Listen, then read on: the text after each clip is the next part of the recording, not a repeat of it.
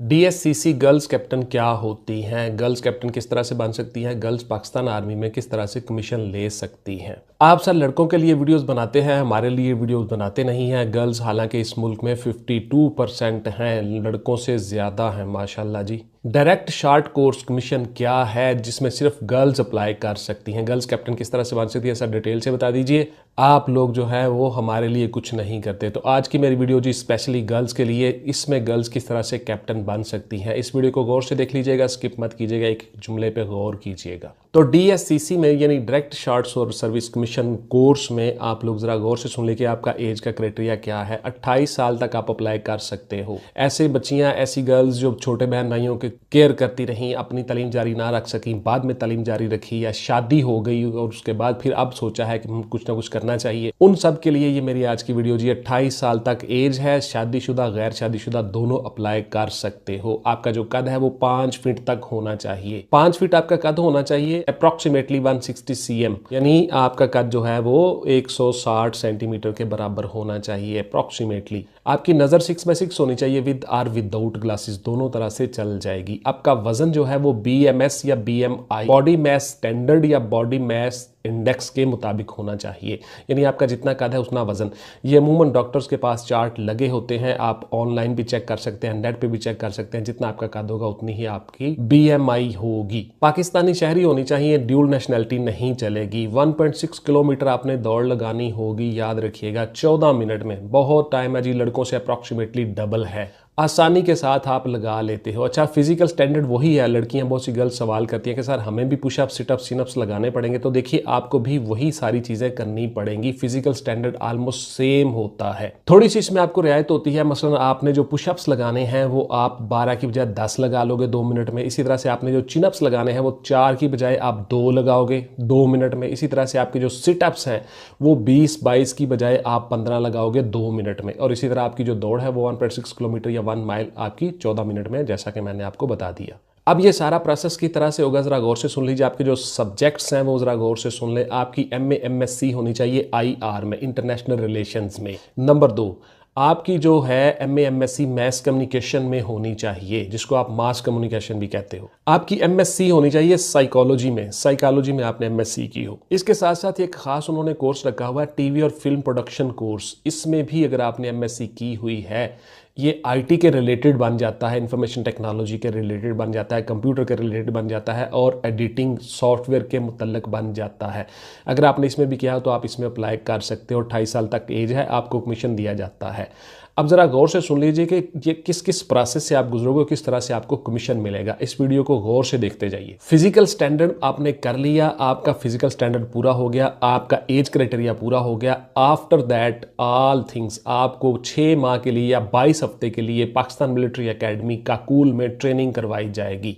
उस ट्रेनिंग की कामयाब तकमील के बाद फिर आप में से जो शॉर्ट लिस्ट होंगी बच्चियां, उन सबको ISSB के प्रोसेस से गुजारा जाएगा। आप लोगों का इनिशियल टेस्ट नहीं है, आपका साइकोलॉजिकल टेस्ट नहीं है, आपका मेडिकल इनिशियल नहीं है, आपका सिर्फ और सिर्फ फिजिकल स्टैंडर्ड है और एक नॉर्मल सा मेडिकल होता है। उसके बाद फिर आपको ट्रेनिंग पे भिजवा दिया जाता है, जो शॉर्ट लिस्ट बच्चियां हो जाती हैं। ट्रेनिंग करने के बाद, कामयाब कंप्लीशन के बाद, फिर आपको ISSB के प्रोसेस से डायरेक्ट गुजारा जाता है। तो इस तरह से direct short service course commission के जरिए से आपको कैप्टन के तौर पर पाकिस्तान मिलिट्री में कमीशन दिया जाता है। आपने ISSB कामयाब कर लिया, ISSB में आप पास हो गए तो आपको डायरेक्ट कैप्टन का रैंक लगा के फिर आपको ट्रेनिंग करवाई जाती है। पाकिस्तान आर्मी का मेडिकल इंस्टीट्यूशन रावलपिंडी, वहाँ पे आपको 4 हफ्ते की ट्रेनिंग करवाई जाती है और उसके बाद फिर से आपको PMA में 2 हफ्ते की ट्रेनिंग करवा के आपको यूनिट्स में अलॉट होने से पहले मुख्तलिफ सीनियर्स के साथ लगा दिया जाता है। उन सीनियर्स के साथ आप काम करते हो मुख्तलिफ यूनिट्स में। उसके बाद फिर आपको 6 महीने के बाद इंडिपेंडेंटली आपकी पोस्टिंग कर दी जाती है मुख्तलिफ यूनिट्स में। अब आपके सवालात हैं जी, बहुत सारी क्वीरीज हैं, बहुत से सवाल गर्ल्स पूछती हैं, बहुत सी चीज़ें कि जी वो ज़रा गौर से सुन लीजिए। इसकी तैयारी कैसे करें, सबसे पहली तो ये बात है जी। शादीशुदा लड़कियां अप्लाई कर सकती हैं? बिल्कुल जी, मैंने आपको बता दिया 28 साल आपकी एज है, शादीशुदा लड़कियां अप्लाई कर सकती हैं। क्या हम कमीशन लेके जब हम नौकरी कर रही होती हैं, जॉब कर रही होती हैं एज अ कैप्टन, तो हमें छुट्टी मिलती है? बिल्कुल जी, आपको छुट्टी मिलती है। क्या हमें घर मिलता है? बिल्कुल, आपको रिहाइश मिलती है, घर मिलता है। आप पाकिस्तान मिलिट्री के कमीशन्ड ऑफिसर होते हो, आपको वो सारी सहूलतें हासिल होती हैं जो कमीशन ऑफिसर को हासिल होती हैं। क्या हम प्रमोट होते हैं? बिल्कुल जी, आपकी प्रमोशन होती है, आप प्रमोट होते हो। पाकिस्तान मिलिट्री में जो डायरेक्ट शॉर्ट सर्विस कमीशन वाली कैप्टन गर्ल्स लड़कियां हैं, उनमें से मेजर जनरल तक भी लड़कियां गई हैं। मेजर जनरल तक आपकी प्रमोशन होती है। आप उसी तरह से मेजर बनते हो, लेफ्टिनेंट कर्नल बनते हो, कर्नल बनते हो, ब्रिगेडियर बनते हो और मेजर जनरल, लेफ्टिनेंट जनरल बनते हो।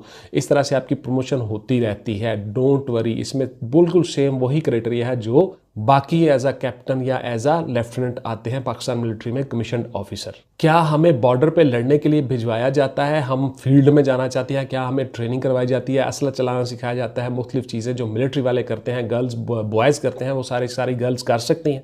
बिल्कुल जी, आप करते हो। वो सारे के सारे काम आप करते हो। आपको वक्त ज़रूरत फील्ड में भी भिजवाया जाता है। खुदा न खास्ता कोई जंग शंग की सूरत हाल हो तो उस सूरत में आप जंग में भी जाते हो, हिस्सा भी लेते हो, हर काम करते हो पाकिस्तान मिलिट्री में। उसी तरह से आपकी ट्रेनिंग होती है। आपको असला चलाना और वेपन चलाना बिल्कुल सिखाया जाता है। वेपन हैंडलिंग सिखाई जाती है। उसके साथ साथ आपको मुख्तलिफ टेक्ट्स फाइटिंग के सिखाए जाते हैं, किस तरह से अपने फाइट करना है, वॉर फील्ड, हर चीज़ आपको सिखाई जाती है। और पाकिस्तान मिलिट्री में आप कमीशन ऑफिसर के तौर पे काम करते हो और आपको सारी चीज़ें सिखाई जाती हैं। लेकिन आपसे ज़्यादातर काम जो है वो यूनिट्स में या मुख्तलिफ किस्म की ऐसे ऑफिस में काम लिए जाते हैं जहाँ पे आप आसानी के साथ ये सारे काम कर लो। हाँ, अलबत्ता आप हर काम कर सकते हो क्योंकि आप पाकिस्तान मिलिट्री के पर्सनल्स होते हो। क्या हम भी बॉयज़ की तरह फिर बाद में CSS कर सकते हैं मिलिट्री में कमीशन लेके? बिल्कुल जी, आप CSS कर सकते हो, आपको अलाउड होता है। आपने पहले मिलिट्री के जो इंटरनल एग्जाम्स होते हैं पहले वो पास करने होते हैं। इस तरह से आपकी शॉर्ट लिस्टिंग होती है, क्राइटेरिया होता है। जो बच्चे CSS करना चाहते हैं या सिविल फोर्सेस में जाना चाहते हैं, सिविल सर्विसेज में जाना चाहते हैं, वो सारे के सारे अप्लाई करते हैं। कैप्टन होते हैं, मुख्तलिफ लेफ्टिनेंट,